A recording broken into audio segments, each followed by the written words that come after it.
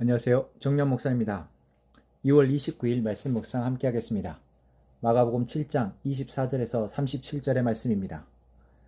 예수께서 거기에서 일어나셔서 두로 지역으로 가셨다. 그리고 어떤 집에 들어가셨는데 아무도 그것을 모르기를 바라셨으나 숨어 계실 수가 없었다.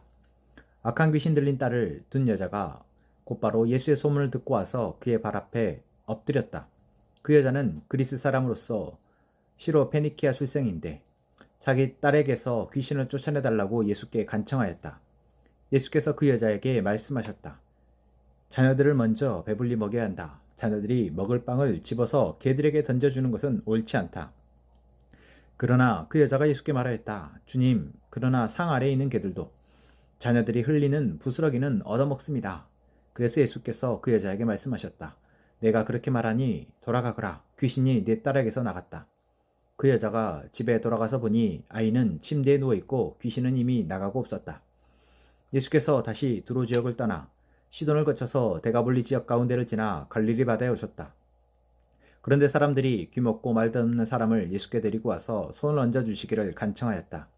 예수께서 그를 무리로부터 따로 데려가서 손가락을 그의 귀에 넣고 침을 뱉어서 그의 혀에 손을 대셨다. 그리고 하늘을 우러러보시고서 탄식하고서 그에게 말씀하시기를 에바다 하셨다. 그것은 열리라는 뜻이다. 그러자 곧 그의 귀가 열리고 혀가 풀려서 말을 똑바로 했다. 예수께서 이 일을 아무에게도 말하지 말라고 그들에게 명하셨으나 말리면 말릴수록 그들은 더욱더 널리 퍼뜨렸다. 사람들이 몹시 놀라서 말하였다. 그가 하시는 일은 모두 훌륭하다. 듣지 못하는 사람도 듣게 하시고 말 못하는 사람도 말하게 하신다. 아멘. 예수님이 이 땅에 오신 이유는 모든 사람을 구원하기 위함입니다.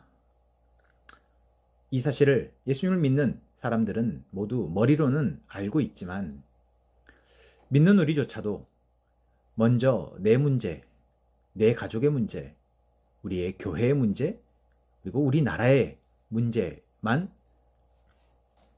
먼저 생각하기가 쉽습니다.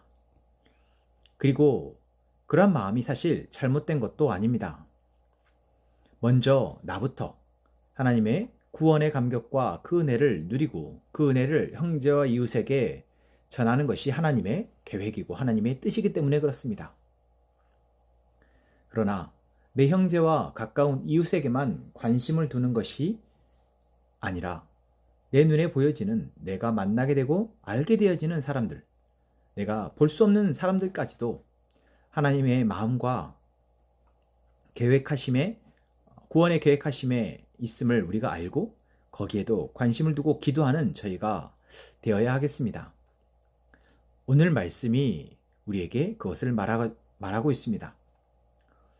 오늘 본문에서 예수님이 두로와 시돈 지방으로 가십니다. 이방 지역이죠. 유대인에게만 복음을 전하시고 하나님 나라를 선포하실 것 같은 예수님이 일부러 이방 사람들이 머무는 곳으로 가십니다. 그리고 그곳에서 예수님을 찾아온 한 여인을 만나게 됩니다.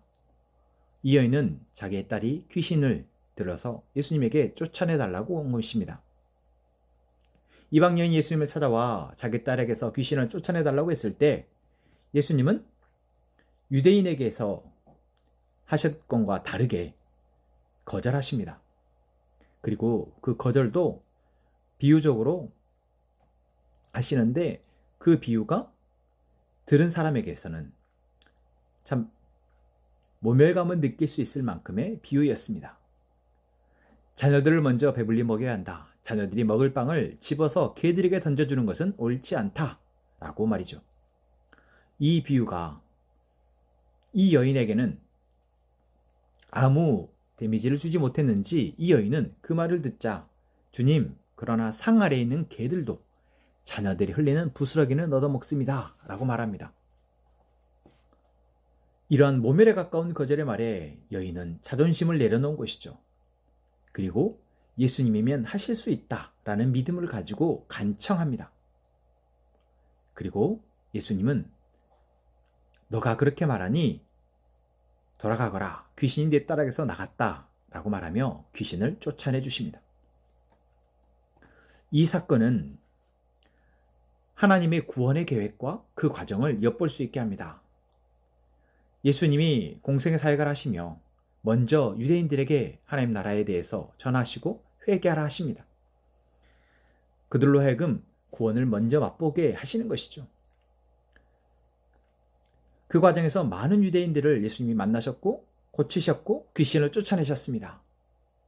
하지만 그들이 예수님을 다 영접하고 예수님을 통해서 구원을 맛보느냐? 그렇지 않습니다. 많은 유대인들이 예수님을 거절합니다. 그들을 다 구원할 때까지 예수님이 그들에게만 복음을 전한 것이 아니라는 것을 우리는 알고 있습니다. 예수님은 그들에게 복음을 전하셨지만 그들에게만이 아니라 오늘과 같이 이방 땅에도 가셨고 그곳에서 이 여인과 같이 구원이 필요한 사람들을 구원하십니다. 유대인들에게 복음을 전하기까지 이방에 복음을 전하는 것을 유예하시는 것이 아니라 간절히 하나님의 구원을 바라는 사람들을 예수님은 만나시고 예수님을 찾아온 그들에게 예수님은 구원을 허락하십니다. 오늘 사건은 바로 그 예입니다. 예수님이 3년 동안 유대 땅에 다니시며 하셨던 그 놀라운 사역들은 바로 하나님의 구원의 계획 가운데 첫 단추인 것이죠. 그리고 중간중간 이러한 이방 땅에 가셔서 또한 사마리아 땅에 가셔서 예수님이 하셨던 그 일들은 결국 유대로부터 시작되어서 모든 열방, 땅 끝까지 하나님의 구원이 전파되어지고 구원이 이루어질 것을 하나님은 말씀하고 계시는 것입니다. 예수님이 하셨던 그 3년의 공성의 기간 동안 하신 일이 예수님이 승천하신 이후에는 제자들을 통해서 이루어집니다. 제자들 역시 예루살렘에 모여서 복음을 전하였고 그 복음이 예루살렘과 사마리아와 그리고 땅끝까지 전파되는데 그들이 역할을 하게 됩니다. 그리고 지금 우리는 그 땅끝까지 전파된 그 복음의 은혜를 힘입어서 예수님을 만났고 예수님을 통해서 구원을 받았습니다. 그리고 이제 우리가 아직 이 구원을 받지 못한 예수님의 놀라운 이 구원의 은혜를 아직 누리지 못한 사람들에게 그 복음을 전하는 역할을 맡게 된 것입니다. 구원을 받아 복음의 능력을 소유한 우리는 이제 우리 옆에 있는 형제와 우리의 가족과 우리 이웃에게 그 복음을 나누는 역할을 맡은 것이죠. 또한 그것만이 아니라 이제 우리가 만나게 되는 그리고 알게 되는 그 모든 사람들에게 하나님의 구원을 전할 사명을 맡은 것입니다.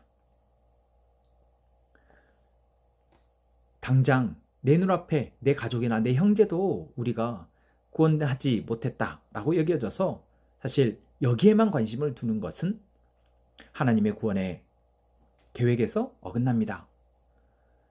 우리가 마땅히 기회가 닿는다면 내 옆에 있는 형제와 내 옆에 있는 가족들에게 복음을 전하는 것을 위해서 기도하며 나아가야 하지만 하나님의 때가 다르기에 우리는 우리가 만나는 많은 사람들에게 하나님의 구원이 필요함을 알고 이제 우리가 보게 되고 알게 되는 사람들에게 기회가 닿는다면 그들에게 하나님의 구원이 미치도록 우리는 기도해야 할 것입니다.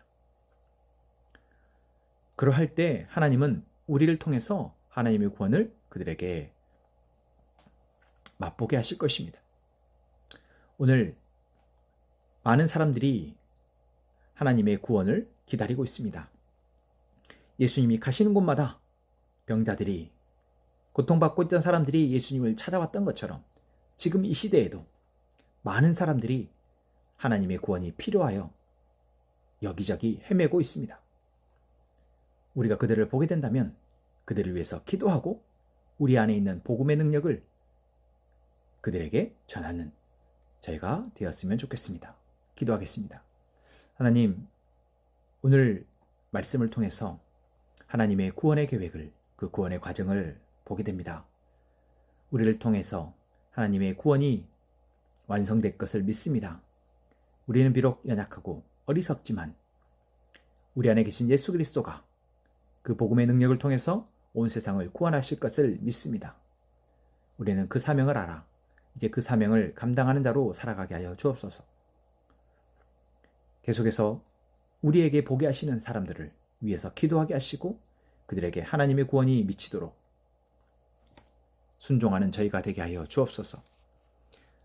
오늘 함께 행복한 선화목적의 모든 성도들의 삶 가운데 하나님이 함께 하시며 우리를 통해서 하나님의 놀라운 일들을 이루어 주옵소서. 예수님의 이름으로 기도합니다. 아멘.